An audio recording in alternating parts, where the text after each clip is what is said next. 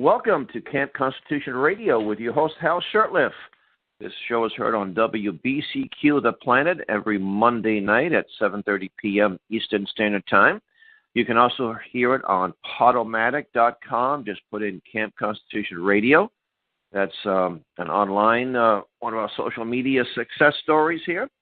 And also YouTube. Visit our Camp Constitution YouTube channel, and you can get some of them up to date. We upload them as quickly as we can, as well as a lot of other great things in our YouTube channel. And I want also, I want to wish everybody listening a very happy new year, and thank you for being a listener of Camp Constitution Radio. What I'd like to do, before I go into our 2017 in review and what we're looking for in this coming year, right now I live in the city of Boston, and we are in the middle of a deep freeze, which we've had for the past week, and it's supposed to continue for another 3 or 4 days, maybe 5 days. It's about 1 degree. Now, if I was broadcasting out of Aroostook County, Monticello, where the station originates, this radio station, it'd be about 10 below zero. It's usually 10 to 15 degrees colder up there in beautiful Aroostook County. But here in Boston, it usually doesn't get this cold, especially this early in the year. So we've had quite a cold snap. And you would hope that would put to rest these climate change fright peddlers that tell us that the world's going to come to an end because the planet's warming up and the ice poles are going to melt, and Boston will be basically underwater most of the time. Maybe at low tide you could see what's left of the city, that kind of crazy stuff. But it probably won't. In fact, usually when they turn up the heat, no pun intended, when it comes to climate change theories and scenarios, it's usually 2 times, when it's extremely cold and when it's extremely warm. And also when we have unseasonably mild weather. We had some nice weather, I think it was in early November. October was a pretty mild, even a warm month. And oh my goodness, this evidence that climate change is happening, and if we don't shut down our economy and let the green mafia take over, my goodness, we're all going to be dead. And that's what. And, before it was climate change, it was called global warming. And before that, it was ozone depletion. And then it was acid rain, when it was determined that acid rain is really poor man's fertilizer. And when they told us the ozone hole because people use aerosol sprays, that we're all going to have skin cancer. Most of the skin cancer that was prevalent in those days back in the 80s was in places where the sun doesn't hit.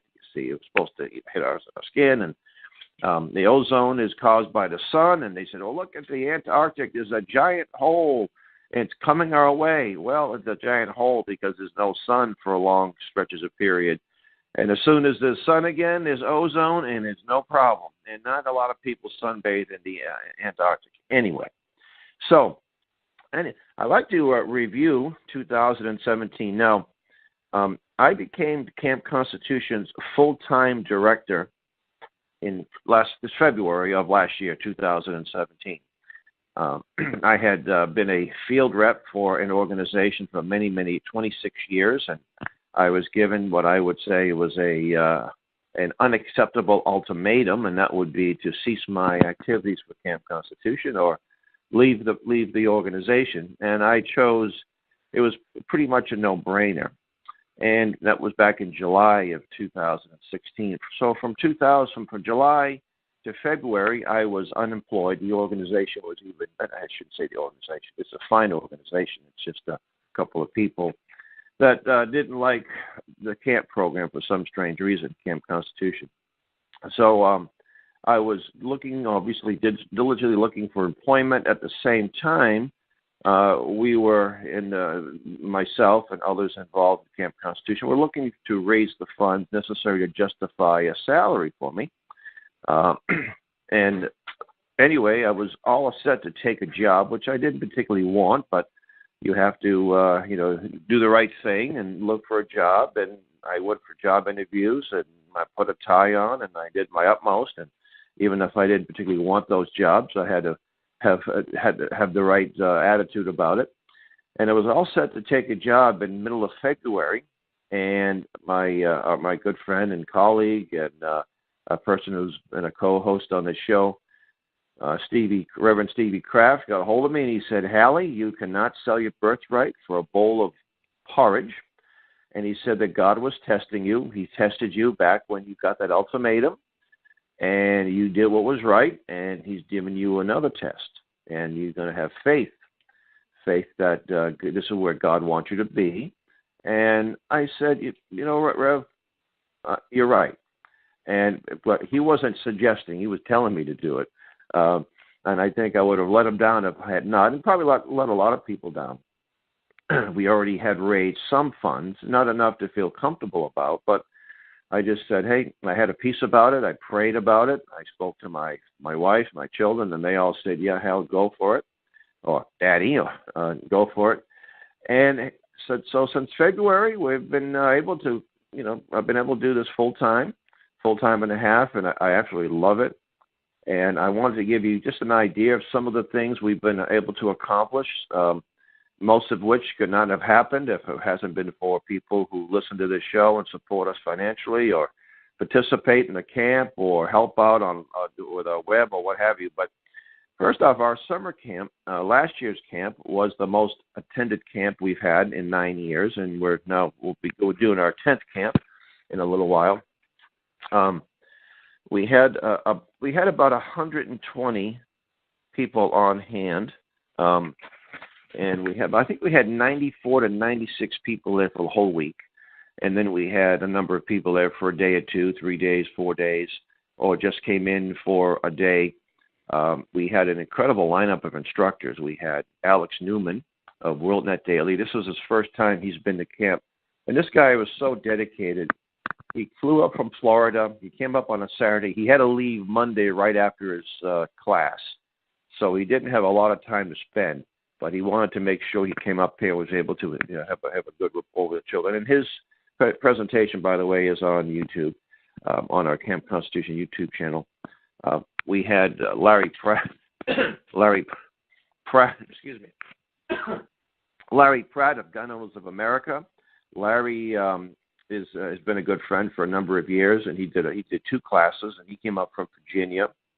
And we had we had Professor Willie Soon, and Professor Soon was quite a popular. He came with his family, and he's coming back this year as well.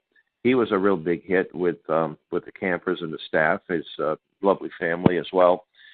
And Willie's video, by the way, his first class he gave at camp both classes are on YouTube, but one of the first class he gave got over 54,000 views on the YouTube channel. So we also had Michael King of the Massachusetts Family Institute, and his family were there, and he's coming back again. They were quite an addition to our camp.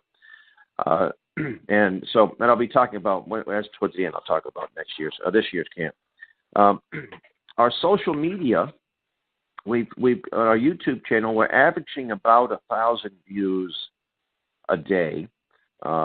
Initially, when we put Willie Soon's video up there, we were getting probably 1,500 views a day. But our YouTube channel, again, is and we like to think that our YouTube channel is really very educational. There are some YouTube channels that have short little videos of silly topics, and they get millions and millions of views, but maybe not a whole lot of information is being passed out.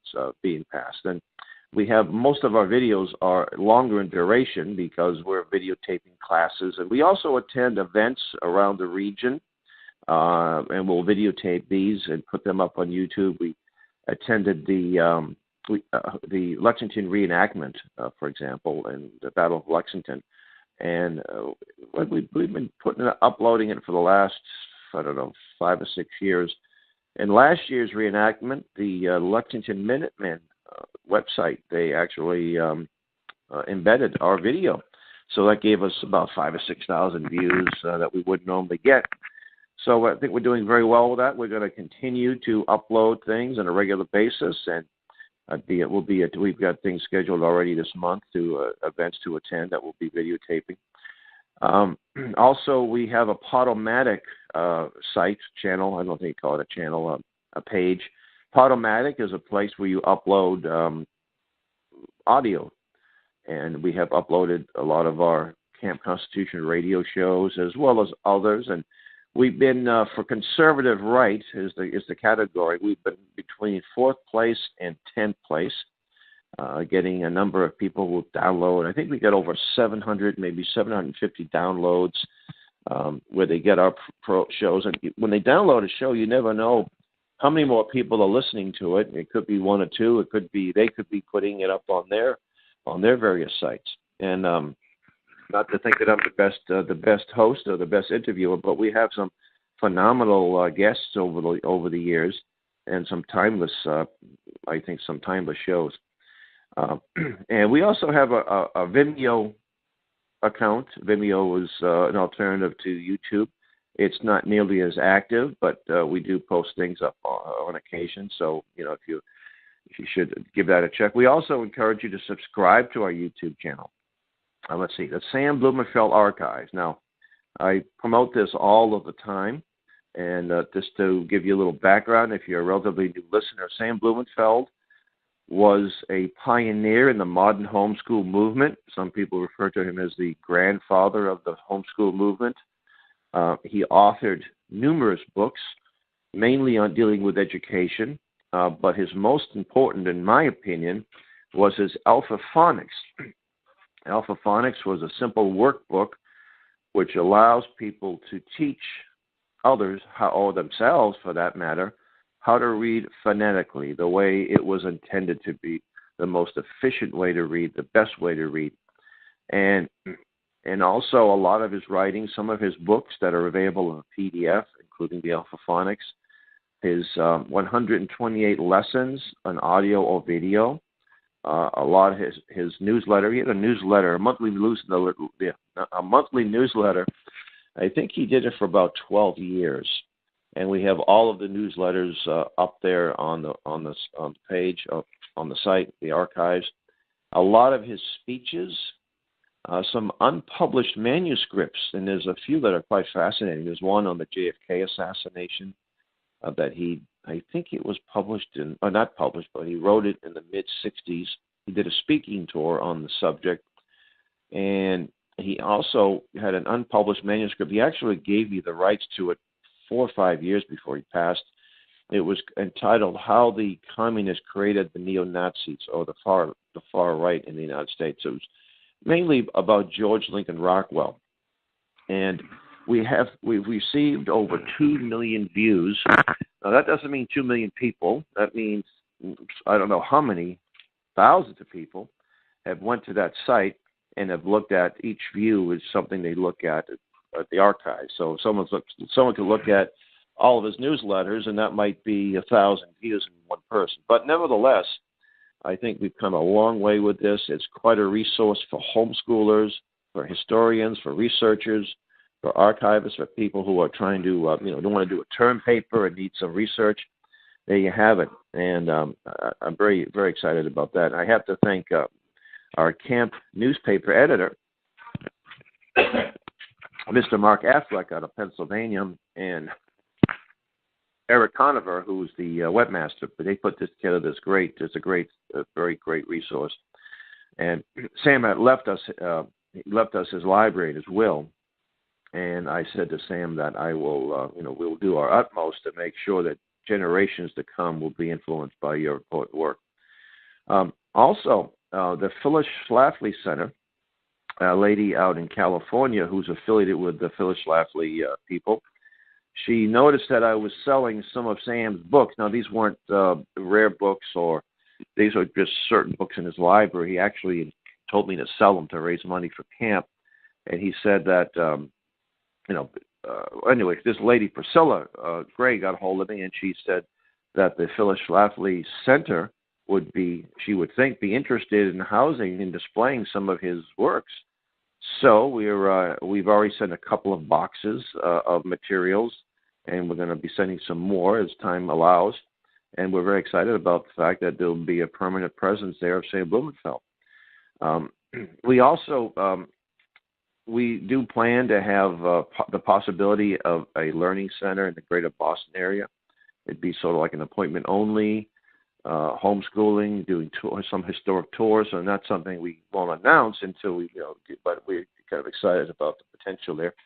Also, something down in Connecticut too, and that's probably a few years off. But I actually was looking into it just yesterday, and we hope that will happen. And we're going to be working with a few people who are investors, and we won't be a major part of this, but we will have an influence there. Hopefully, if it works out, we'll have a learning center there as well. And so we're excited about that. Let's see, we have a Speakers Bureau. We created the Speakers Bureau in the fall of 2016, and we have a number of people that are part of this, and we've had dozens of speaking engagements, and we've had presentations from Presque Isle, Maine to Grand Rapids, Michigan. I've been invited to speak to groups.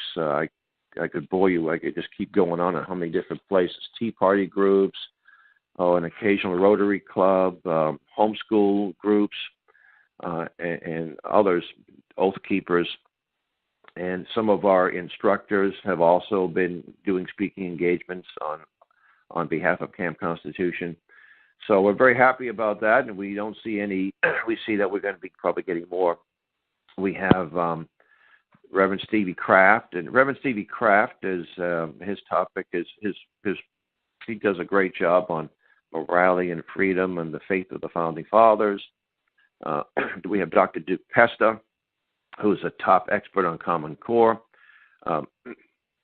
We have Father Michael Carl, who is an expert on Sharia law and the Constitution. It's myself. I talk about several topics that I can give it. I can speak on different subjects, but the Constitution, the Article 5 problems with an Article 5 convention, Black Patriots of the Revolution, Agenda 21, Common Core. These are some of the things that I can speak on.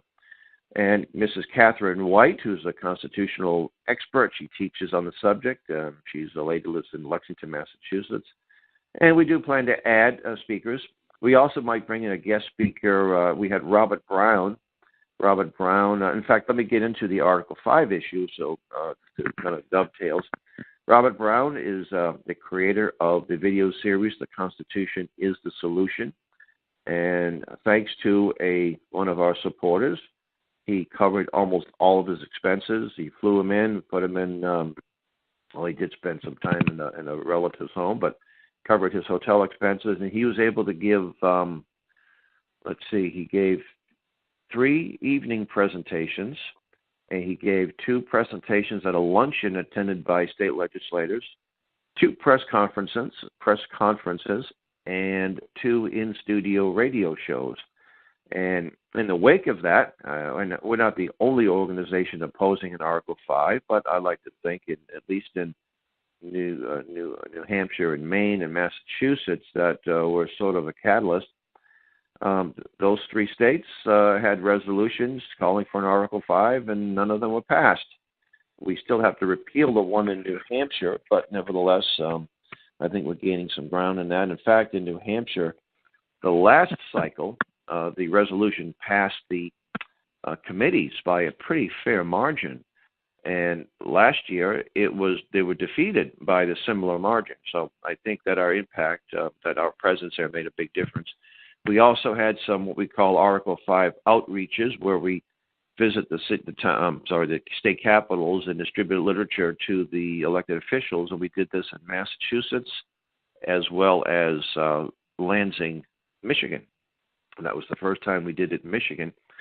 And one of the folks that helped us out thought that there was a couple of state senators that had changed their position and will vote to oppose any Article 5 resolution. Now, inner city outreach. Reverend Stevie Kraft gave me a video a couple of years ago. It was a gentleman who was a Black Tea Party official. I don't remember his name. Unfortunately, I can't think of it offhand. I think I gave someone to the video to watch, and I don't have it at my fingertips. he was a man from Colorado, and he was speaking to a Tea Party group, and he was telling the majority of people who are white, telling them that they have to get the message of liberty and freedom to the inner cities, because the other side does a great job in influencing inner cities. It's really sad to see how you can go to a Bible-believing church where they preach righteousness, and the people turn around, they vote for Hillary or Bernie, and it's hard to figure. So there was there's a person that I've known for quite a while, not very well. Actually, I've heard him preach. He used to visit the church I attended at the time, Pastor Bruce Wall, and he's got a church in the Dorchester section of Boston, Codman Square. And we're Facebook friends, and he invited me to come to a protest, Save the Parking Lot. And I actually had him as a guest here last year. You can probably find that on our YouTube channel of Podomatic. And it was really nothing but an Agenda 21-based program. So when we brought Reverend Steve up, Stevie was a guest on. In fact, he had me fill in. I was the interviewer; he was the interviewee. So he gave us time on his radio show, which is based right in this church. And then I had another opportunity to be on his show, dealing with the flag. So I'll kind of get into that. I'll get into the various on-air opportunities or the media opportunities we've had in 2017. Now, we, of course, do this show, and we also are regular guests on several hosts in the region, one in Connecticut. The one in New Hampshire, unfortunately, Rich Gerard at Large just went off the air in November, but we also have friends in Nashua, New Hampshire, and there was a new host got a hold of us, and I was a guest on his show. Now, we got plenty of national media attention, mainly due to a flag issue, and we have spoken about this in the past. Back in August, I think it was early August, I wanted to get a permit to raise the Christian flag on Boston City Hall Plaza. Now, the City Hall has I would call it a public access flagpole, where groups can get a permit, and for the most part, you fly your flag of a different country or an organization or what have you. About 5 years ago, we flew the Gadsden flag without any problems. But this particular flag, the Christian flag, white field and in the upper left-hand corner, blue with a red cross. And we wanted to do this in conjunction with Constitution Day. And the city was dragging its feet. Took a long time to get here back. And finally, it was about a month and a week later, I got an official email from the man in charge, and he said that it's a violation of church and state. It was ironic because the city seal, which is in these official emails, has it's the city seal. It's also on the flag of the city. There's a Bible verse from the Old Testament, from I think it's First Kings. It's in Latin, so most people can't read it. Anyway, I did a news release. I wrote a news release on this subject, and we had a friend of mine contact me who saw the news release and suggested I get a hold of Liberty Counsel, which is a Christian-based organization that defends pro bono issues like this. So they took up the cause, and it made national news.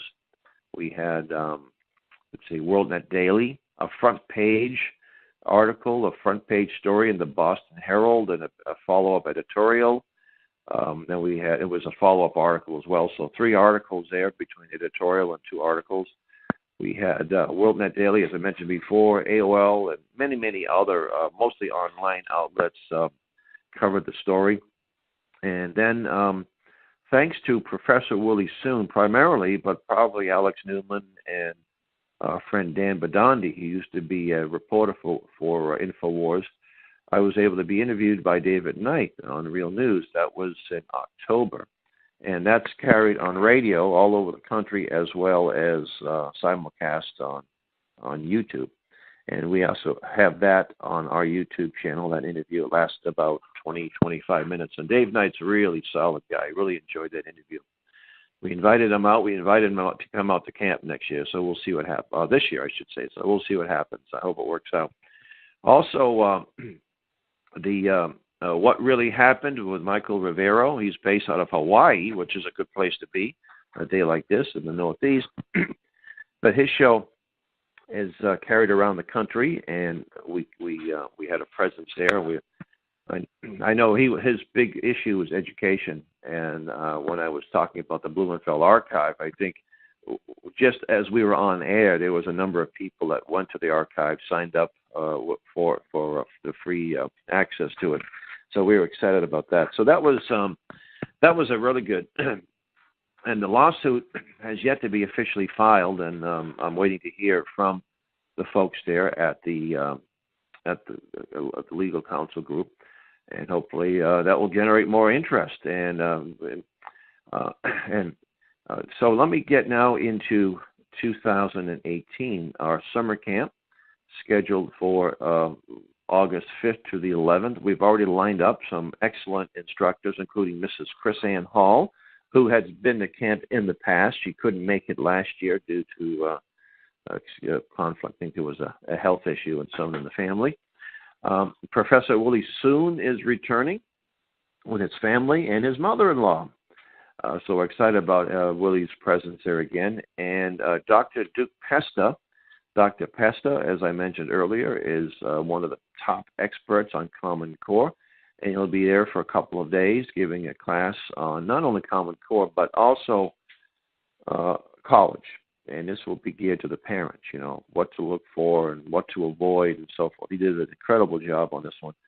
And hopefully we've got scheduled Lloyd Christopher Monckton, the man who was very responsible for the Brexit movement or played a key role in that, former advisor to Margaret Thatcher. And he's just a brilliant man. He's somebody, I did have a chance to interview him a couple of years ago, and that is up on Podomatic and YouTube as well. And we've already got some great engagements. We're actually having an open house at the camp, basically a breakfast, and then you'll learn about Camp Constitution and our activities throughout the year, and you get a chance to look at the camp, where the camp will be held. That's scheduled for April. I think it's April 7th. And you can find all of our activities, or most of them, on our Facebook page.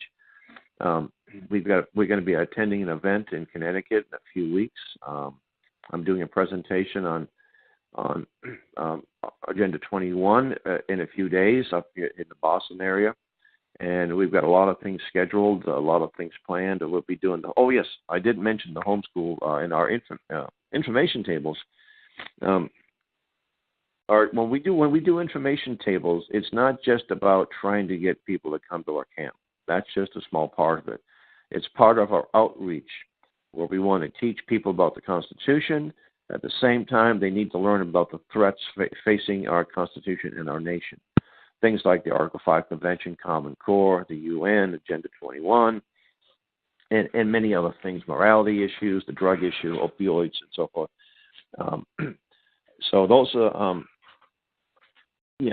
some of the things here. I only got a minute left there. So anyway, we did 3 homeschool shows, one in Maine, one in Massachusetts, one in Pennsylvania. We hope to add to that. And we did outreach tables in various venues, a county fair, even in Boston Common. We did 3 tables there during the year. We're going to return. We're going to do that again. So, folks, I just encourage you to, if you're not a supporter of Camp Constitution, visit our PayPal page there and go to our website. We can see a PayPal account and help us financially. Even $5 a month would be a great help. If you own a business or a nonprofit, if you're involved in a nonprofit, you can become a sponsor. So, more information, just give us a call, contact us, go to our website. You can reach me at 857-498-1309. And with that, I want to wish you a very happy new year, and may God bless you.